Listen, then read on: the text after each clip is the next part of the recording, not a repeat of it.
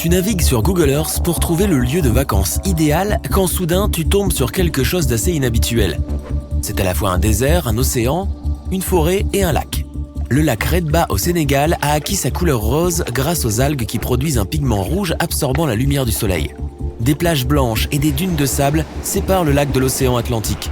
Le meilleur moment pour le voir est de novembre à juin, pendant la saison sèche où il est le plus lumineux.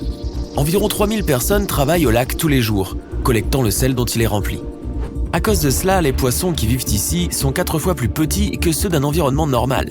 Le lac est aussi célèbre parce que le Paris-Dakar y avait autrefois établi sa ligne d'arrivée. Tu attrapes un soda et t'éloignes sans le vouloir de ta nouvelle destination préférée. 2 minutes de défilement plus tard, tu réalises que tu as découvert le rêve absolu de tout introverti. L'île de Tristan da Cunha est un volcan actif sur lequel se trouve l'établissement permanent le plus isolé au monde. Il abrite environ 250 personnes et leurs voisins les plus proches sont à 2900 km. La seule façon de s'y rendre est par bateau, et c'est un voyage de 6 jours depuis le Cap. Il faut une autorisation spéciale pour mettre le pied sur l'île et les ventes de billets sont très limitées. Revenons à la civilisation, ou presque. Le désert d'Atacama au Chili a l'air d'un endroit plutôt vide, si ce n'est... S'agit-il d'une main géante ? Cette œuvre d'art réalisée par un artiste local est à peu près aussi haute qu'un poteau téléphonique. Ils doivent effacer les mots et les phrases laissés sur la main par des vandales, qui viennent jusqu'ici malgré l'isolement de la sculpture. Nous avons encore beaucoup d'endroits à visiter, alors passons à... Waouh ! On dirait qu'il y a un oiseau à l'intérieur d'un volcan dans l'état mexicain de Basse-Californie. Une équipe de plus de 100 personnes a travaillé sur cette œuvre d'art.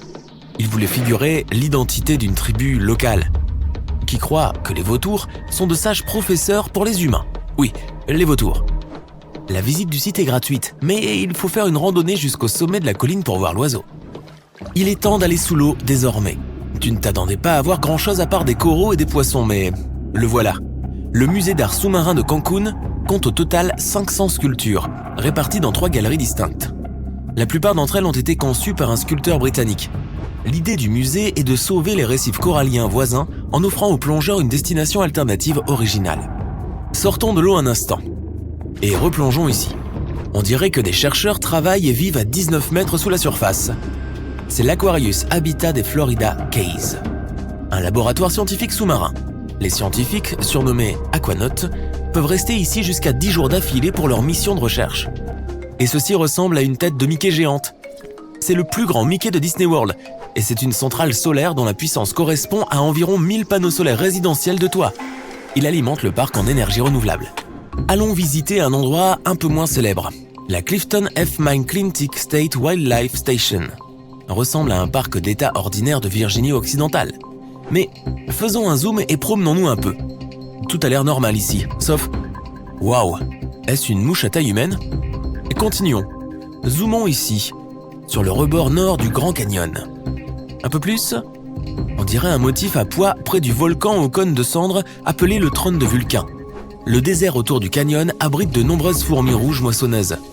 Ce que tu vois ici, ce sont leurs monticules de nidification entourés de terrains dénudés. Les scientifiques appellent cela le Las Vegas des fourmis.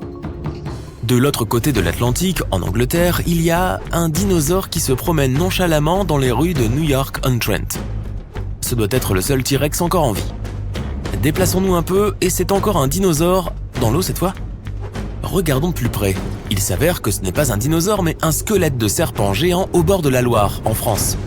Il a l'air différent d'un jour à l'autre, selon les conditions météorologiques et le niveau des marées. Et non, les vrais serpents n'ont pas de squelette comme celui-ci. C'est ainsi que l'artiste chinois qui l'a créé a voulu représenter le serpent. Repartons en Afrique. Qu'est-ce que cette spirale géante sur le sol? Serait-ce un message secret ou peut-être un portail? Les anciens Égyptiens l'ont probablement laissé il y a des siècles. En fait, il s'agit d'une installation artistique appelée « Le souffle du désert » datant de 2007. L'œuvre d'art couvre 93 000 m². L'idée était de célébrer le désert comme un état d'esprit.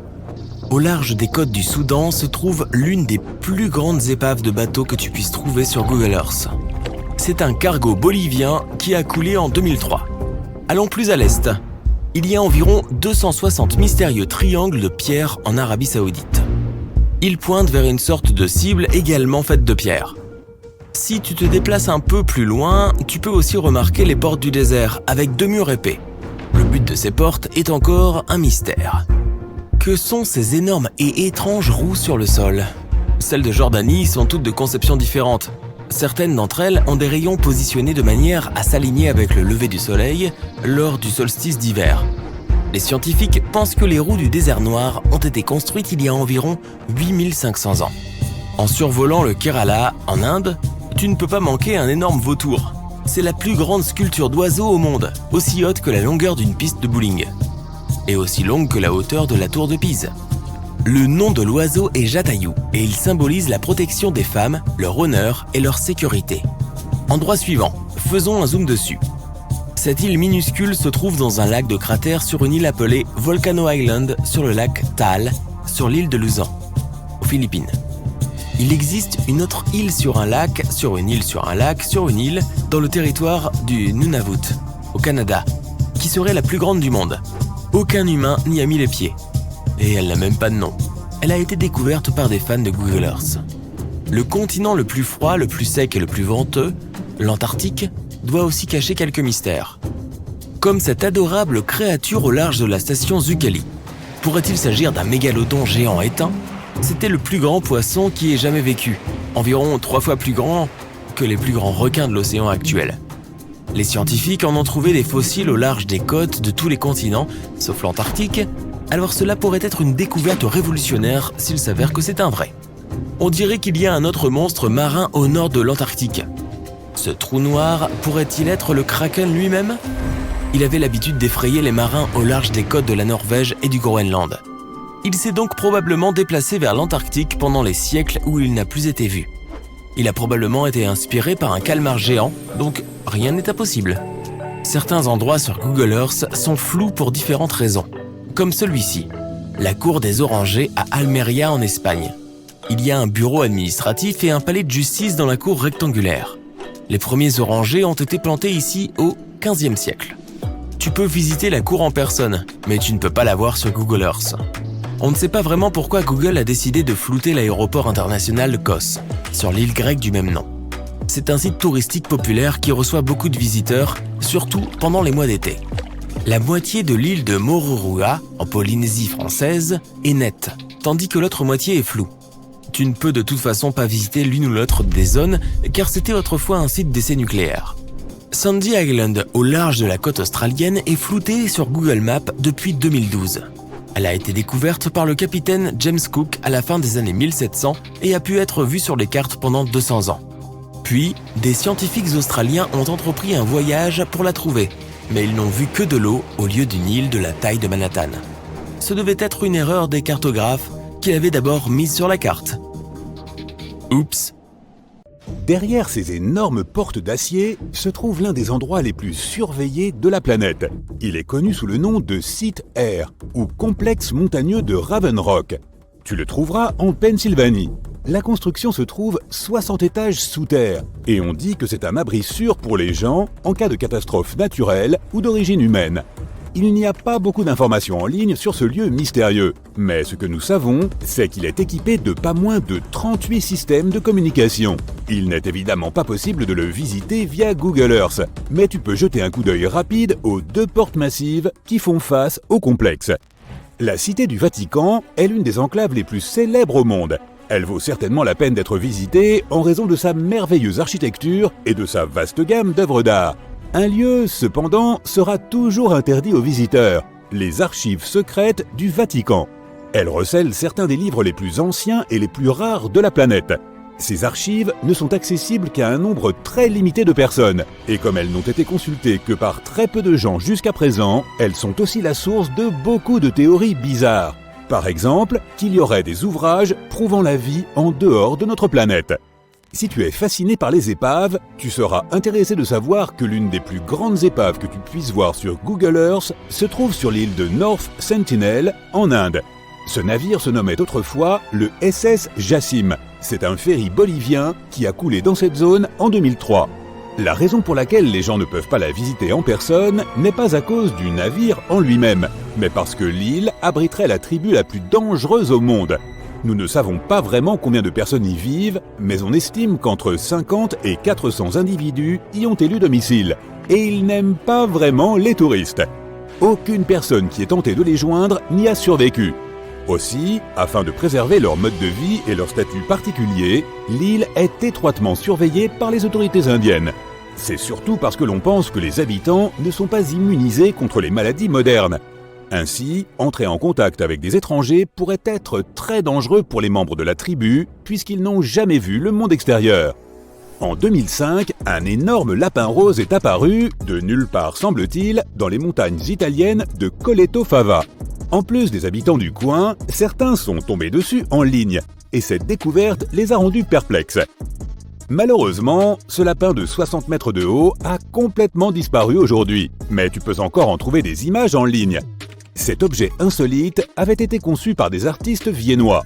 Ils encourageaient les touristes à grimper, sauter ou même faire une petite sieste sur le très grand lapin. Le but du projet était de permettre aux gens d'éprouver ce que ce serait que de vivre en étant des créatures plus petites. Aucune date n'avait été arrêtée pour un jour déplacer ce lapin, et il devait durer au moins jusqu'en 2025. Mais Mère Nature avait d'autres projets. Une artiste japonaise a décidé de retourner vivre dans son petit village natal du nom de Nagoro. Mais elle a vite découvert que l'exode rural avait pratiquement vidé la petite localité. Pour faire face à la solitude, elle a commencé à assembler des poupées semblables à des épouvantails japonais, les fameux Kakashi, et à les placer un peu partout dans son jardin. Mais elle ne s'est pas arrêtée là. L'artiste a bientôt commencé à faire de même avec de nombreux autres endroits du village, créant des poupées et les disposant comme si elles participaient encore à diverses activités humaines. Ces poupées ne cessent de se déplacer elles aussi. Mais l'artiste campe sur son histoire et insiste qu'elle n'y touche jamais. Tu peux voir les images de ce village excentrique sur Google Maps. Cet étrange portail a été découvert via des cartes en ligne de New Baltimore dans l'État de New York. Et il a refilé aux gens toutes sortes de cauchemars. Avec des bâtiments à l'allure effrayante et toutes sortes de silhouettes floues, cette zone est rapidement devenue la source de nombreuses théories étranges sur Internet. Il s'avère que ce n'était rien d'autre qu'un problème technique qui a fait que ces images ont été rendues de manière déformée. Quoi qu'il en soit, si tu cherches un jour ces images sur Google, tu ne pourras plus les sortir de ta tête. Cette adorable carte du monde miniature a été créée par un artiste danois. Il a continuellement travaillé sur ce projet fastidieux de 1944 à 1967, en utilisant principalement ses mains et seulement quelques outils pour déplacer les lourdes pierres. Il les a rassemblées au bord de l'eau, puis a recréé une carte du monde à la surface du lac. Pendant l'hiver, il a pu employer un traîneau pour transporter de plus gros morceaux de roche sur la glace, puis les placer dans la position parfaite. Outre les continents eux-mêmes, la carte présente aussi des rivières et des lacs, ainsi que d'autres repères célèbres. Tu veux jeter un coup d'œil sur une mer sans côte ? Recherche donc la mer des Sargasses. Tu la trouveras dans l'océan Atlantique Nord. Cette mer bizarre est entourée de 4 courants océaniques et d'aucune terre ferme. Elle doit son nom à l'algue qui y pousse, le sargassum. Des empreintes digitales sur l'objectif d'une caméra satellite ? C'est ce que tu pourrais croire si tu recherches le Finger Maze. Il se trouve dans la ville de Brighton, au Royaume-Uni, et c'est une immense empreinte digitale créée à Hove Park. Il comporte aussi un labyrinthe en son centre. Il peut être vraiment long et fastidieux de trouver des animaux sauvages sur Google Earth, mais le géonavigateur a une fonction sympa qui peut t'y aider si tu es impatient de voir des hippopotames et des flamants roses dans leur habitat naturel. Essaie de rechercher « animaux vus du ciel » et commence à faire défiler les images. Cette fonctionnalité unique peut t'emmener du Kenya à la Namibie et même jusqu'en Antarctique, où tu pourras distinguer des colonies de manchots empereurs. Il y a certains endroits sur Google Maps qui, pour des raisons spécifiques, sont indisponibles au public en ligne, comme le Palais Royal d'Amsterdam. Si tu visualises cet endroit via Google Earth, tu verras que tout ce qui entoure le Palais Royal néerlandais est encore visible, comme la végétation et les routes environnantes. Mais la construction elle-même est floue sous tous les angles. C'est probablement parce que les autorités locales réservent les charmes uniques du palais aux seuls yeux des visiteurs. Il en va de même pour le parc national de Tantahuco, au Chili. Celui-ci est une réserve naturelle privée qui ne peut être vue que de loin sur Google Maps. Une fois que tu as atteint un certain point, la fonction de zoom cesse de fonctionner. Certaines personnes disent que, puisque c'est une réserve naturelle, elle pourrait abriter des espèces en voie de disparition, et des mesures extrêmes auraient été prises en vue de leur protection. Tu sais, comme une célèbre marque de poulet frit arbore un certain colonel sur son logo. Eh bien, tu ne verras jamais aucun de ces logos en haute résolution sur Google Maps. C'est parce que le géonavigateur emploie des algorithmes spécifiques pour détecter les visages des gens et les estomper automatiquement. Et comme tu peux le voir, ce n'est pas toujours très précis.